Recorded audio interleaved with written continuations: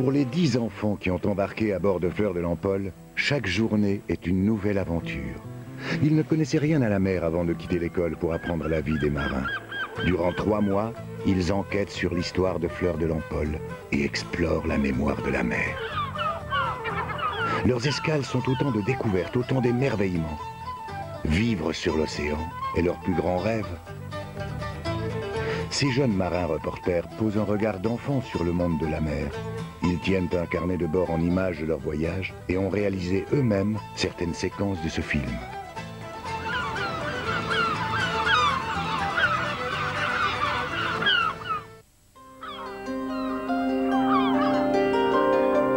Fleur de l'Empole a rejoint l'île de Beniguet dans l'archipel de Molène.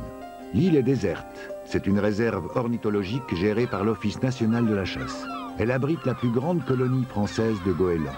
135 espèces d'oiseaux y ont été observées. Il y a 50 ans, la Fleur venait à Beniguet pour y charger des galets pour la construction. L'île est occupée depuis la préhistoire. Mais aujourd'hui, les oiseaux ont repris leurs droits. C'est un bébé de goéland marin. C'est le plus gros goéland de la réserve. Le goéland marin, c'est un super prédateur. Il s'installe au milieu des autres colonies d'argentés ou de bruns et il va se nourrir à la fois des adultes et à la fois des œufs, des poussins. Et c'est pour ça qu'il s'installe sur les promontoires. C'est une espèce dominante. Et là, ici, on a donc un jeune qui est éclos avec les œufs sont juste à côté. Et on entend les parents qui tournent autour, pas très contents. Donc on va le remettre en place et laisser les choses se faire.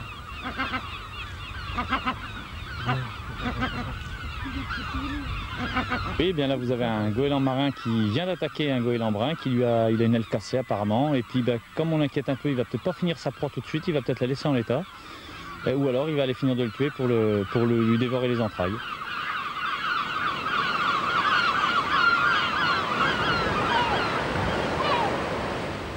Il y a un phoque, regarde Adrien là, il sort sa tête. Nous observons un couple de tadornes et ses 5 petits. Les parents ont fort à faire pour protéger les canetons des attaques aériennes des goélands marins. Les phoques aussi se nourrissent parfois d'oiseaux de mer. Les phoques ne sont pas les seuls mammifères marins à fréquenter les eaux froides de l'archipel de Molène. Les gardes de l'ONC emmènent Sophie et Anna observer leurs protégés. Une bande de grands dauphins qui vit ici toute l'année. Des grands dauphins sédentaires vivent en différents points du littoral français. On peut les observer en bateau, à condition de ne pas les déranger.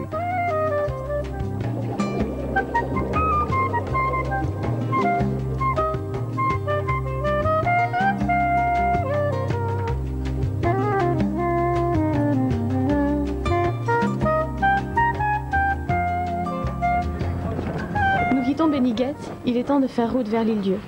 Nous arrivons au terme de notre voyage.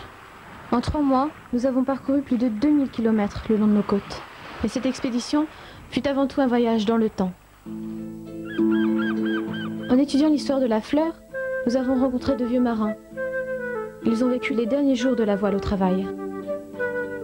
En écoutant leurs récits, nous avons réalisé à quel point notre littoral s'est transformé en 50 ans, en 2 générations à peine. Nous avons rencontré de nombreux artisans qui pratiquent encore des métiers traditionnels, en essayant de les adapter au monde moderne. Chacun à sa façon, ils inventent des modes de vie proches de la mer, en harmonie avec sa culture.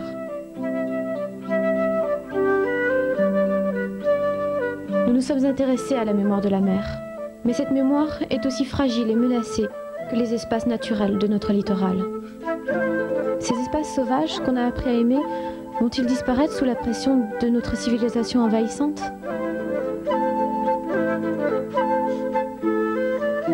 Des scientifiques se battent pour protéger les animaux marins et leurs habitats. Ils nous ont aidés à comprendre que nous sommes tous responsables de la dégradation de la nature. Nous avons profité d'une escale pour nous rendre à Rochefort, où la Corderie royale abrite le conservatoire du littoral. De plus en plus d'hommes habitent sur le littoral et on le constate. À l'heure actuelle, on considère que le littoral est occupé de façon très dense, c'est-à-dire pratiquement par des urbanisations fortes, pour au moins 50% du littoral, et que l'urbanisation diffuse occupe en plus 20% du littoral français, c'est dire l'importance de cette occupation. Vous avez un développement touristique sur le littoral très fort. Vous avez un développement des villes extrêmement important sur le littoral. Vous avez le développement de l'industrie aussi, qui est de plus en plus important. Et que quand vous regardez les flux migratoires en France, en dehors des populations qui vont vers Paris, le reste de la population va vers le littoral.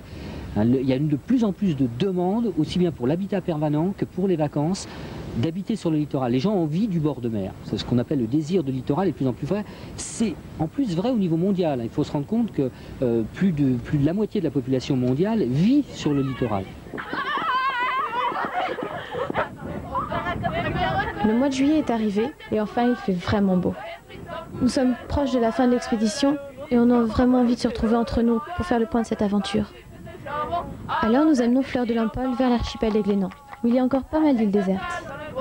Est-ce vous, capitaine Prout, qui vous posez sur le pont lorsque s'écorche le coude au bois du malheur Timon? Matelot, le vent est bon, la cambuse pleine de jambon, avant d'être si longtemps.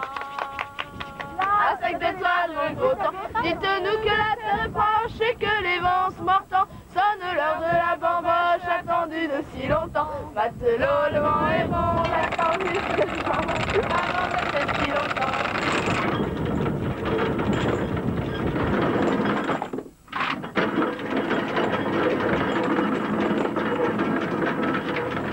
Les dernières journées de l'expédition passent trop vite. Dans ces îles préservées, où les enfants de la fleur se sentent une âme de Robinson Crusoe. Regardez la plage. Les hommes d'autrefois ont utilisé cette île sans rompre son harmonie. Ils ont su utiliser les ressources de la mer.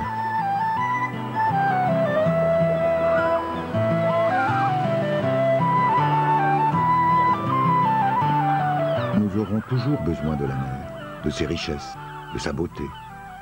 Il appartient à chacun d'entre nous de se sentir le gardien de ces espaces fragiles.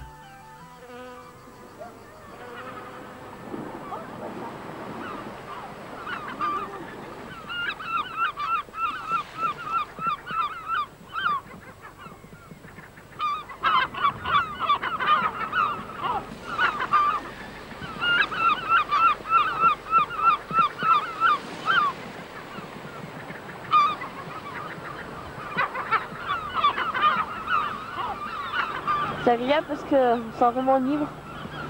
On est tout seul et puis on peut faire ce qu'on veut, on peut se baigner, regarder les oiseaux. On est tranquille quoi. Je pensais pas qu'on pouvait trouver des îles aussi désertes en France, à côté de chez nous quoi. C'est le paradis. Les îles comme ça, c'est sympa, c'est attirant aussi, ça peut attirer les gens.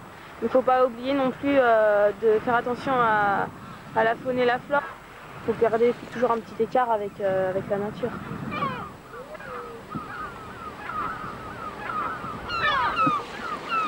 Il y a des oiseaux comme les goélands, la mouette ou les sternes qui sont entre trois éléments, l'eau, la terre et l'air. Nous les hommes, on est à l'aise que sur terre. Et c'est pour ça que j'aimerais bien pouvoir nager comme un dauphin ou voler dans le vent. Être en harmonie avec la nature. Et ça, les oiseaux, ils savent le faire, mais pas nous.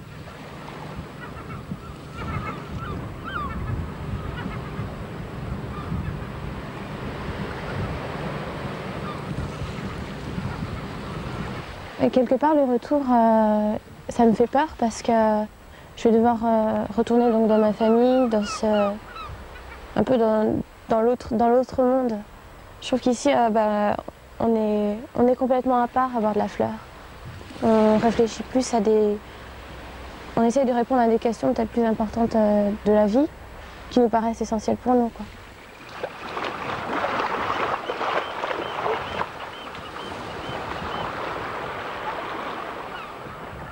Il faut qu'on parte maintenant.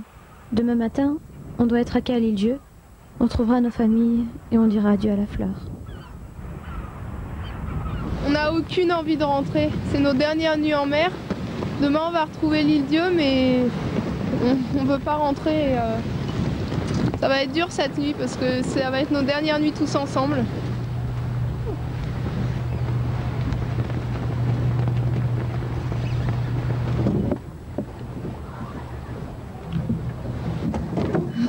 toute façon, on se reverra après quoi. Donc ça sera plus pareil. Ce sera plus sur la fleur.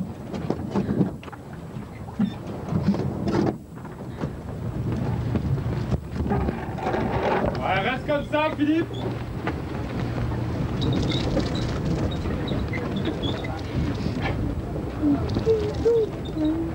Je vais avoir du mal à me passer de la mer quand je vais rentrer chez moi parce que, enfin ici on vit avec elle tous les jours et je pense qu'elle nous ressemble. C'est vrai, je trouve que C'est comme une personne humaine. ouais, C'est quelqu'un en fait. ouais. C'est là qu'on se rend vraiment compte que nous aussi en fait on est la nature quoi. J'ai envie de faire quelque chose pour protéger la nature maintenant parce que bah, quand tu vois tout ce qu'elle nous a apporté pendant cette expédition, Nous on veut lui rendre. ouais, On c'est n'a ça. pas envie de la laisser comme ça toute seule. Après faut voir. On veut pas que nos petits gestes, nos gestes maladroits la détruisent. On sait qu'on peut faire quelque chose et ça serait bête de pas le faire.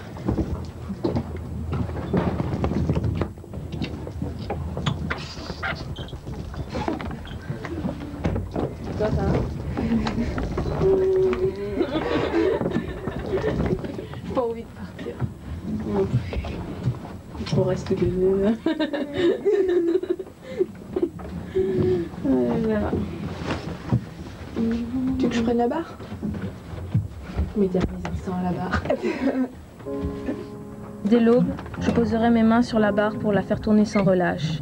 Et puis je laisserai glisser les bouts. J'affalerai la grand voile comme un rideau qui se ferme. Le spectacle est fini. Les larmes à l'œil, je saluerai les acteurs de cette aventure. Mes amis précieux, qui m'ont donné 3 mois d'intense bonheur.